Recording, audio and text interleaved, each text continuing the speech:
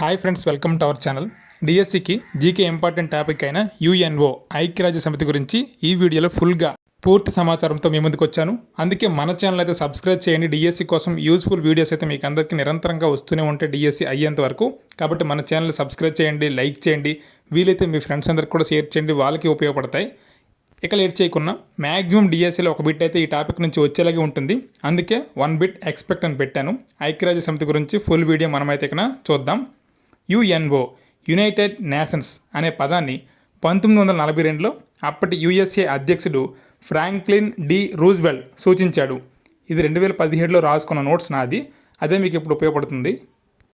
So UNO ఇందులో United nations అనే పదాన్ని 1942లో ఫ్రాంక్లిన్ డి రూజ్వెల్ట్ అనే అమెరికా అధ్యక్షుడు సూచించాడు. అయితే ఏప్రిల్ 25, జూన్ 26, 1945 వరకు శాన్ ఫ్రాన్సిస్కోలో 50 దేశాలు సమావేశమై యుఎన్ చార్టర్ను రూపొందించాయి. ఈ చార్టర్పై 50 దేశాలు జూన్ 26, 1945 సంతకం చేశాయి. అంటే మొట్టమొదటి సంతకం చేసిన దేశాలు 50. సమావేశంలో పాల్గొనకుండా 51వ దేశంగా పోలాండ్ అనే దేశం సంతకం చేసింది. సో 51వ దేశం ఏది అంటే ఐక్యరాజ్య సమితిలో చేరిన 51వ దేశం పోలాండ్ అన్నమాట. 190వది స్విట్జర్లాండ్, 191వది తూర్పు తైమూర్, 192వది మాంటెనెగ్రో 2006లో, 193వది దక్షిణ సూడాన్ 2011 జూలై 14న. అయితే సభ్యత్వం లేనివి అప్పటికి తైవాన్, వాటికన్ సిటీ, లీచ్టెన్స్టైన్ ఇవన్నీ కూడా సభ్యత్వం లేని దేశాలు అనమాట. అయితే అధికారికంగా యుఎన్ఓ ప్రారంభమైంది ఎప్పుడు అంటే 1945 అక్టోబర్ 24. యుఎన్ఓ 50వ వార్షిక దినోత్సవం 1995 అక్టోబర్ 24 జరిగింది, 50వది. అలాగే D Roosevelt, Winston Churchill 1941 August 14న అట్లాంటిక్ చార్టర్పై సంతకం చేశారు. అలాగే ఐరాస ఐక్యరాజ్య సమితి మొదటి సమావేశం 1946 జనవరిలో లండన్లో జరిగింది. సో ఐక్యరాజ్య సమితి మొదటి సమావేశం ఏ దేశంలో అంటే ఇంగ్లాండ్, ఎక్కడ అంటే లండన్లో 1946 జనవరిలో జరిగింది. అలాగే ఐక్యరాజ్య సమితి జెండాను 1947 ఇండియాకి స్వాతంత్రం వచ్చిన సంవత్సరంలో అక్టోబర్ 20న సాధారణ సభ ఆమోదించింది. ఈ జెండాలో లేత నీలం రంగు బ్యాక్గ్రౌండ్పై తెల్ల రంగులో గ్లోబ్ ఉంటుంది. లేత నీలం రంగు బ్యాక్గ్రౌండ్పై తెల్ల రంగులో గ్లోబ్ ఉంటుంది. ఈ గ్లోబుకు ఇరువైపులా 2 ఆలివ్ కొమ్మలు ఉంటాయి. అలాగే జెండా పొడవు వెడల్పుల నిష్పత్తి 3:2లో ఉంటుంది. 3:2 ఐక్యరాజ్య సమితి జెండా పొడవు వెడల్పుల నిష్పత్తి 3:2లో ఉంటుంది. 2 వైపులా ఆలివ్ కొమ్మలు ఉంటాయి. అలాగే ఐక్యరాజ్య సమితి ప్రవేశిక యొక్క ముసాయిదాను తయారు చేసింది ఎవరు అంటే జాన్ క్రిస్టియానా, సౌత్ ఆఫ్రికా, దక్షిణ ఆఫ్రికాకు చెందిన జాన్ క్రిస్టియానా ఐక్యరాజ్య సమితికి ప్రవేశిక యొక్క ముసాయిదా తయారు చేశారు. ఐక్యరాజ్య సమితి యొక్క ప్రధాన అంగాలు ఎన్ని అంటే భాగాలు 6. అధికార భాషలు కూడా 6. English, French, Russian, Spanish, Chinese, 1973లో చేరిన అరబిక్, ఈ 6 కూడా అధికార భాషలు. అలాగే ప్రధాన కార్యాలయం ఐరాసకి ఎక్కడ అంటే అమెరికాలో ఉండే న్యూయార్క్. సభ్యుల సంఖ్య 193. అలాగే ఐక్యరాజ్య సమితికి యూరప్ సంబంధిత ప్రాంతం ఎక్కడ ఉంది అంటే జెనీవాలో ఉంది. అలాగే ఐక్యరాజ్య సమితిలో ప్రధాన అంగమైన సాధారణ సభ, దీని గురించి చూసుకుంటే యుఎన్ఓ సభ్య దేశాలన్నీ కూడా జనరల్ అసెంబ్లీలో సభ్యులు, అంటే సాధారణ సభలో సభ్యులుగానే ఉంటారు అన్ని సభ్య దేశాలు కూడా. ప్రతి సభ్య దేశానికి ఒక ఓటు ఉంటుంది.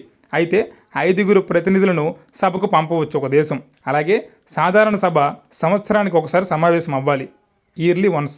అలాగే అధ్యక్ష, ఉపాధ్యక్ష పదవీ కాలం 1 సంవత్సరమే సాధారణ సభకి. అలాగే జనరల్ అసెంబ్లీ అధ్యక్షత వహించిన తొలి మహిళ ఎవరు అంటే విజయలక్ష్మి పండిట్. సభ్య దేశాలు ఎన్ని అంటే 193 సాధారణ సభకి. అలాగే 2వ అంగమైన భద్రతా మండలి గురించి తెలుసుకుంటే తాత్కాలిక సభ్య దేశాలు అయితే 2/3 వంతు మెజారిటీతో ప్రతి 2 ఏళ్ల కాలానికి ఎన్నికవుతాయి. శాశ్వత సభ్య దేశాలకైతే వీటో అధికారం ఉంటుంది, ఇవి శాశ్వతంగా ఉంటాయి.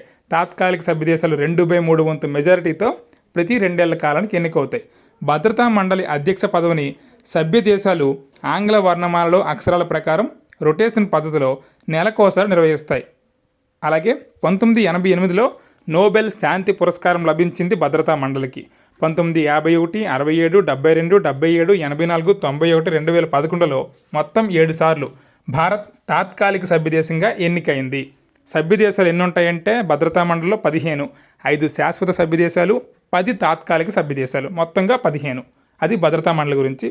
అలాగే ఆర్థిక మరియు సామాజిక మండలి, ఈకోసాక్ అంటారు, ఎకనామికల్ అండ్ సోషల్ కౌన్సిల్, దీని గురించి తెలుసుకుంటే ఆర్థిక మరియు సామాజిక మండలి సాధారణ సభ ఆధ్వర్యంలో అంతర్జాతీయ ఆర్థిక, సామాజిక, సాంస్కృతిక, విద్య, ఆరోగ్య రంగాలకు సంబంధించిన అంశాల్లో సమన్వయం కొరకు ఇది కృషి చేస్తుంది. సాధారణ సభ చేత 3 ఏళ్ల కాలానికి 3 ఏళ్ల కాలానికి 2/3 వంతు మెజారిటీతో సభ్య దేశాలు ఎన్నికవుతాయి. ఇక్కడ మనలో 1/3 వంతు దేశాలు ప్రతి ఏటా పదవి విరమణ చేస్తాయి. అందుకే 2/3 వంతు మెజారిటీతో ప్రతి 3 ఏళ్ల కాలానికి ఎన్నికవుతాయి. 1/3 వంతు దేశాలు ప్రతి ఏటా కూడా ఇక్కడ పదవి విరమణ చేస్తాయి. అది ఇక్కడ కాన్సెప్ట్. ఆర్థిక మరియు సామాజిక మండలి ఇక్కడ ప్రతి దేశానికి, సభ్య దేశానికి ఒక ఓటు కలదు. మెజారిటీ ఓటింగ్ పద్ధతిని నిర్ణయాలు తీసుకుంటాయి. అధ్యక్షుడిని సంవత్సరానికి ఒకసారి ఎన్నుకుంటారు సాధారణ సభలాగే. మండలి ఒక సంవత్సరంలో 5 వారాల సమావేశాలు న్యూయార్కు, జెనీవాలో జరుపుకుంటుంది. ఈ ఆర్థిక సామాజిక మండలి నిర్వహణ సమావేశం న్యూయార్క్లో జరుగుతుంది. సభ్య దేశాలు ఎన్ని ఉన్నాయంటే ఇందులో 54. ఆర్థిక సామాజిక మండలిలో సభ్య దేశాలు 54 కలవు. అలాగే మండలి యొక్క కొన్ని ప్రాంతీయ కమిషన్లు ఉన్నాయి. యూరప్ ఆర్థిక కమిషన్ ఎక్కడంటే జెనీవా. అలాగే ఆసియా మరియు పసిఫిక్ దేశాల ఆర్థిక మరియు సామాజిక కమిషన్ బ్యాంకాక్లో ఉంది. అలాగే లాటిన్ అమెరికా మరియు కరీబియన్ దీవుల ఆర్థిక కమిషన్ శాంటియాగో, చిలీలో గల శాంటియాగోలో ఉంది. అలాగే ఆఫ్రికా ఆర్థిక కమిషన్ ఎక్కడుందంటే అడిస్ అబాబా. అలాగే పశ్చిమాసియా ఆర్థిక కమిషన్ ఎక్కడుందంటే అమ్మాన్లో, జోర్డాన్. నెక్స్ట్ ధర్మకర్తృత్వ మండలి, ఇది ఇంకొక భాగము. దీని గురించి తెలుసుకుందాం. ఇతర దేశాల పాలన కింద కొనసాగిన భూభాగాల ప్రయోజనాలు కాపాడటం ఈ మండలి ముఖ్య ఉద్దేశం అన్నమాట. వాటికి స్వాతంత్రం కల్పించుట లేదా స్వపరిపాలనకు రంగం సిద్ధం చేయుటకు ఈ మండలి కృషి చేస్తుంది. అంటే స్వాతంత్రం తెప్పించడం కోసం కృషి చేసేది ఏది అంటే ధర్మకర్తృత్వ మండలి. 1994 నాటికి 11 ధర్మకర్తృత్వ భూభాగాల్లో అన్నీ కూడా స్వతంత్రంగా మారుట లేదా ఏదో ఒక స్వతంత్ర దేశంలో విలీనమొకట జరిగిపోయాయి. ఇందులో సభ్య దేశాలు ఓన్లీ 5 శాశ్వత దేశాలు మాత్రమే ఉంటాయి. ఇందులో అంటే ధర్మకర్తృత్వ మండలిలో. అలాగే ప్రధాన కార్యాలయం ఎక్కడుందంటే ఈ ధర్మకర్తృత్వ మండలికి న్యూయార్క్లో ఉంది. అలాగే నెక్స్ట్ అంగం అంతర్జాతీయ న్యాయస్థానం, ఇంటర్నేషనల్ కోర్ట్. అంతర్జాతీయ ఒప్పందం ద్వారా ఇది ఏర్పడింది. ఇది యుఎన్ చార్టర్లో భాగం. ఇందులో సభ్య దేశాలు 193 ఉంటాయి. ఇది యుఎన్ చార్టర్లో భాగం. సభ్య దేశాలు 193 ఉంటాయి. ఇది వివిధ దేశాలకు చెందిన 15 మంది న్యాయమూర్తులను కలిగి ఉంటుంది. వీరు 9 ఏళ్ల పదవీ కాలానికి గాను సాధారణ సభ మరియు భద్రతా మండలిచే ఎన్నికవుతారు. చూడండి, అంతర్జాతీయ న్యాయస్థానానికి సాధారణ సభ అలాగే భద్రతా మండలి 2 కూడా ఎన్నిక చేస్తాయి. 9 ఏళ్ల పదవీ కాలం. అలాగే 1/3 వంతు న్యాయమూర్తులు 3 ఏళ్లకోసారి రిటైర్ అవుతారు. అధ్యక్ష, ఉపాధ్యక్ష పదవీ కాలం 3 సంవత్సరాలు. 3 ఏళ్లకు రిటైర్ అవుతారు. 3 సంవత్సరాల అధ్యక్ష, ఉపాధ్యక్ష పదవీ కాలం. నెక్స్ట్ మెజారిటీ ప్రాతిపదికన తీర్పు ఉంటుంది. బట్ హాజరులో కావాల్సిన ఫారం ఎంత అంటే 9. మెజారిటీ ప్రాతిపదికన తీర్పు, హాజరులో కావాల్సిన ఫారం సంఖ్య 9. అధ్యక్షుడు నిర్ణాయక ఓటు కలిగి ఉంటాడు. అలాగే దీని తీర్పు అంతిమం, అప్పీల్ ఉండదు ఇక్కడ. కానీ కొన్ని పరిస్థితుల్లో తీర్పు ఇచ్చిన 10 ఏళ్లలోపు పునః పరిశీలనకు నివేదించవచ్చు. ఇందులో పనిచేసిన భారతీయులే బిఎన్ రావు, నాగేందర్ సింగ్, ఆర్ఎస్ పాఠక్, దల్బేందర్ సింగ్ భండారి. వీళ్ళందరూ కూడా అంతర్జాతీయ న్యాయస్థానంలో పనిచేశారు. ఈ అంతర్జాతీయ న్యాయస్థానానికి ఎన్నికైన తొలి మహిళా అధ్యక్షురాలు రొజాలినా హిగ్గిన్స్, బ్రిటన్ దేశానికి చెందిన వ్యక్తి. అధికార భాషలు అంతర్జాతీయ న్యాయస్థానానికి ఫ్రెంచ్ మరియు ఇంగ్లీష్ అన్నమాట. ఈ అంతర్జాతీయ న్యాయస్థానం యొక్క ప్రధాన కార్యాలయం నెదర్లాండ్స్లో ది హేగ్లో ఉంది.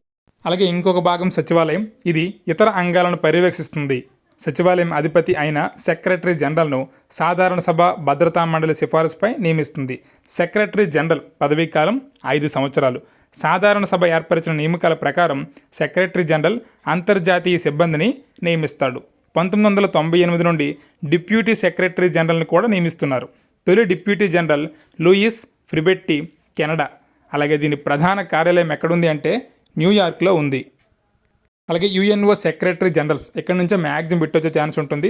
మొట్టమొదటి వ్యక్తి ట్రిగ్వేలీ. ఈయన నార్వే దేశస్థుడు, ఐరోపా దేశస్థుడు. తొలి యుఎన్ఓ సెక్రటరీ జనరల్ ఈయన 46 నుంచి 52 వరకు. అలాగే రెండవ వ్యక్తి డాగ్ హమర్స్ హోల్డ్. ఈయన స్వీడన్ దేశానికి చెందిన వ్యక్తి. విమాన ప్రమాదంలో మరణం, అలాగే పదవిలో ఉండగా మరణం అన్నమాట. కాంగో సంక్షోభం సందర్భంగా ఉన్న యుఎన్ఓ సెక్రటరీ జనరల్ కూడా ఈయనే. అలాగే మూడవది యుథాంట్, 2 సార్లు ఈయన ఎన్నికయ్యారు. సో తొలి ఆసియావాసి కూడా యుథాంటే. ఈయనది మయన్మార్ దేశం.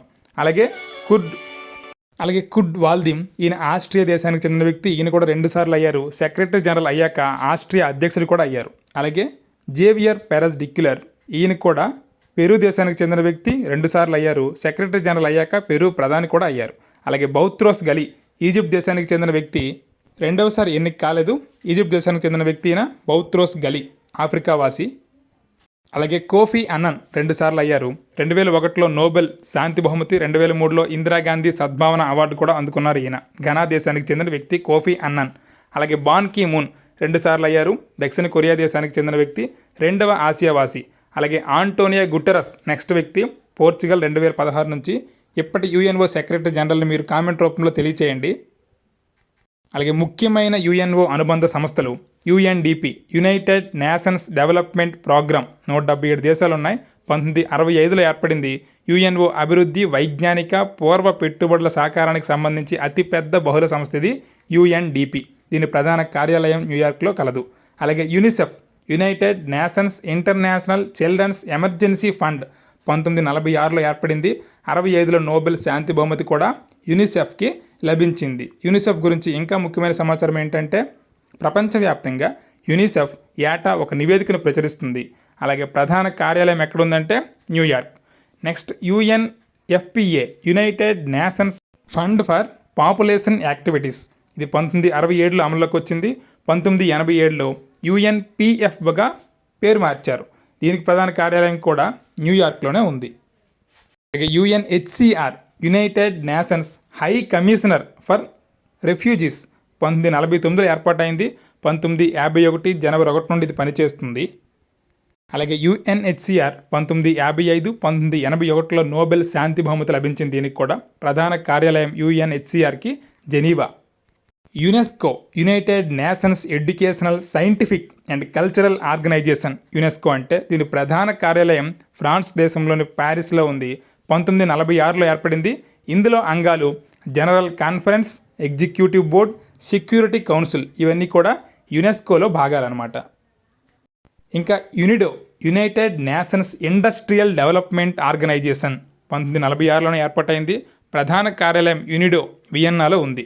అలాగే FAO, Food and Agriculture Organization, ఇది 1946లో ప్రత్యేక సంస్థగా గుర్తింపు పొందింది. అలాగే అక్టోబర్ 16న ప్రపంచ ఆహార దినోత్సవం కూడా జరుపుకుంటాం. దీని ప్రధాన కార్యాలయం ఫుడ్ గురించి రోమ్, ఇటలీ దేశంలో గల రోమ్లో Food and Agriculture Organization, FAO Rome అని గుర్తుంచుకోండి. నెక్స్ట్ డబ్ల్యూహెచ్ఓ ప్రధాన కేంద్రం జెనీవా. వరల్డ్ హెల్త్ ఆర్గనైజేషన్ యొక్క ప్రధాన కేంద్రం జెనీవాలో కలదు. 1948 ఏప్రిల్ 7న అమల్లోకి వచ్చింది కాబట్టే ఏప్రిల్ 7న వరల్డ్ హెల్త్ డేగా జరుపుకుంటాం. అలాగే మే 31న యాంటీ టొబాకో డేగా జరుపుకుంటాం. డబ్ల్యూహెచ్ఓ కూడా ప్రాంతీయ సంస్థలు ఉన్నాయి. ఆగ్నేయ ఆసియాలో అయితే మన దేశంలో న్యూఢిల్లీలో ఉంది.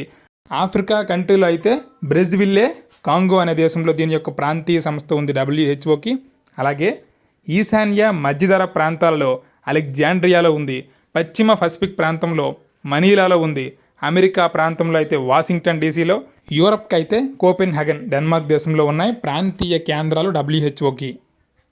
అలాగే అతి ముఖ్యమైనది యుఎన్ఓ భద్రతా మండలిలో 5 శాశ్వత దేశాల పేర్లు చెప్పడం మర్చిపోయాను. దీన్నే P5 అని కూడా అంటారు. China, France, Russia, United Kingdom మరియు యునైటెడ్ స్టేట్స్. అంటే England, America, China, France, Russia, ఈ 5 కూడా యుఎన్ఓలో శాశ్వత సభ్య దేశాలు. ఇది ఫ్రెండ్స్ జీకే గురించి, యుఎన్ఓ గురించి ఇంపార్టెంట్ వీడియో. ఈ వీడియో మీకు నచ్చినట్లయితే మన ఛానల్ సబ్స్క్రైబ్ చేయండి, లైక్ చేయండి, మీ ఫ్రెండ్స్ అందరికీ షేర్ చేయండి. Thank you one and all. ఇలానే మరిన్ని వీడియోస్తో మీ ముందుకైతే అప్డేట్ చేస్తూ ఉంటాను. Thank you one and all. Please subscribe, like and share our channel. Thank you one and all.